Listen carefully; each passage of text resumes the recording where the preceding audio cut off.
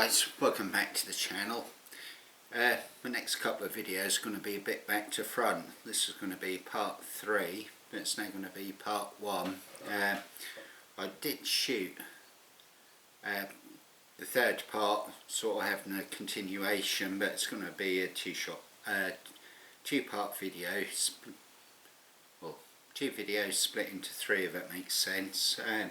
It was just simply too long and whatever. I know you guys aren't going to sit around and watch a video for sort of about 40 minutes, so done it in like segments. This one is a viewer request, and it was, I can't think of the chap's name, my humble apologies there, but he was asking to do a video on trigger technique and being able to hold rifle steady. So I want to crack on and do that.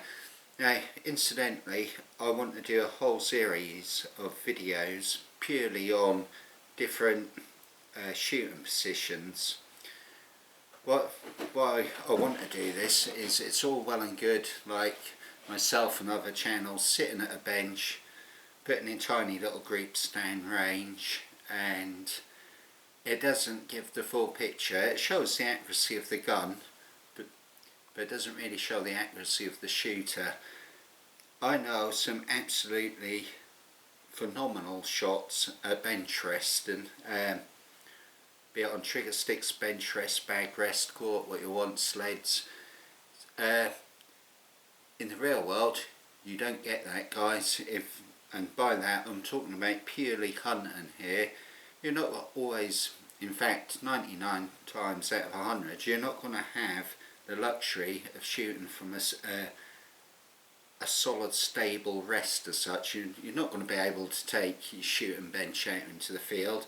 Yeah, you might get away with that if you're shooting from a hide, but a majority of your shots in the field are going to be taken in one of 4 positions. The least used for myself is the prone position. May sound strange for non-shooters, but I rarely take shots laying down. A majority of my hunting shots are taken standing,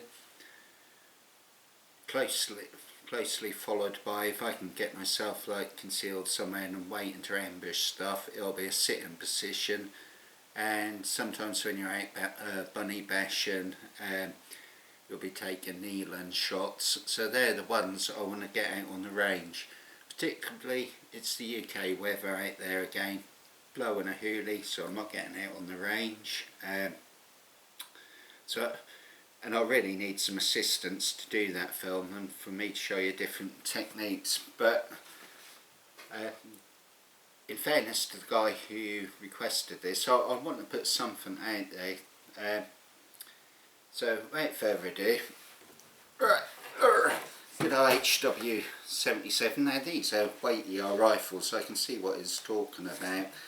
Well, the rifle is clear, unloaded. There's no one behind the camera, it's just me in the workshop. Safety first, always paramount, guys. Right, trigger technique. This is a really easy one. I'll just lay the rifle down. There's my finger.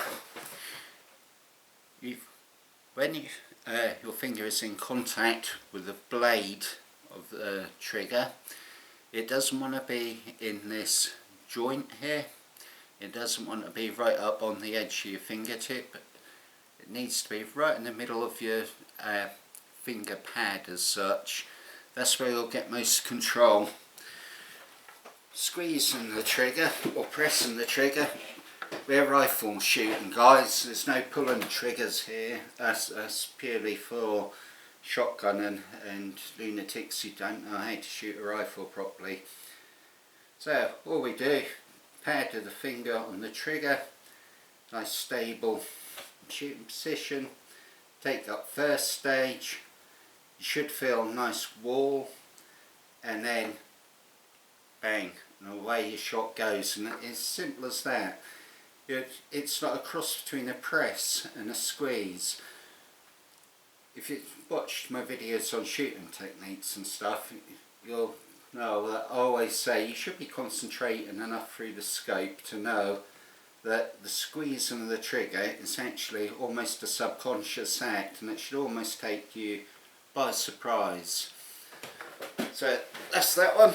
Shooting positions, holding this steady. Right, nice easy one this. Just about anyone, provided they're reasonably fit, can hold a rifle steady for 5 seconds. If you're taking longer than 5 seconds to get your shot off, you really need to dismount your rifle and remount it. You'll get muscle fatigue and you'll start getting shakes. Holding it for longer than 5 seconds, you'll start getting this effect, and it's not conducive to good accuracy at all. For me personally, when I'm shooting in a hunting scenario, it's literally see quarry, rifle up, 1, 2, bang, follow through, job done. I very rarely take longer than 3 seconds to get a shot off. In all honesty, I probably get my shots off in under 2 seconds. Now this takes a bit of practice, and the only place to practice it is not on live quarry. Get some targets or some inanimate objects to plink at and practice until you can get those rounds off in less than 3 seconds. 3 seconds actually is a hell of a long time. A lot of my shots are taken considerably quicker than that. But as always, what is really paramount is your follow through afterwards. If you're not following through your shots, your head's coming up off the stock and you're excited to see if you rolled the bunny over or knocked the squirrel down, you're going to miss. So always follow through your shots. That's really all there is to it. I suppose I could cover a quick mount and the rifle. I really want to do this on the range, but I would suggest to you guys, and this is only personal preference, up to you, that the target shooting stance of where you're literally locking the rifle in and pulling your arms in close to your body and resting it on your hip, that doesn't really have a place in hunting. This sort of stance and all the rest of it, having your hands like that, this is for target work. In the real world, if you're shooting with your arms and elbows and everything all tucked in tight, and you get a squirrel up the tree, you're going to be shooting an actual position. You're going to miss, and no. Learn to shoot, not sort of bring your elbow out almost chicken wing, create a pocket for the rifle butt to get into.